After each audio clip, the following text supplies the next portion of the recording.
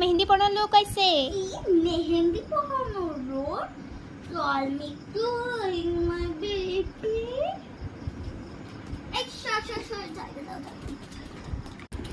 আপনার তো কালকে আসার কথা ছিল না? আমার তো মেহেন্দি কালকে ছিল, আজকে কেন আসলেন? তোমার টাইম হয়েছে কালকে, আমার টাইম হয়েছে আজকে। কালকে মেহেন্দি ছিল তো আজকে তোমার মেহেন্দি আছে। চল দিয়ে হাত ধোয়া দাও। আরে মেহেন্দিতে ভালো লাগছে না। ভালো লাগছে না? ঠিক হ্যাঁ? হয়নি।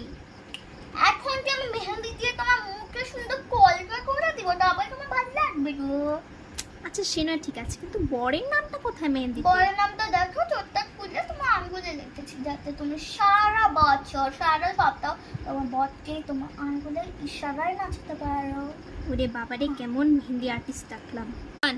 আমি চললাম, আমাকে 10,000 টাকা পেমেন্ট। 10,000 টাকা? এমন তো তুমি কিছু পড়ালেই না, খালি দুটো ফুল আঁকিয়ে দিলে। দুটো ফুল? এই দুটো ফুল না গোলাপ ফুলের থেকেও দামি, পদ্ম ফুলের থেকেও দামি। আমি করিয়েছি বলে 10,000 টাকাই লাগবে আমার।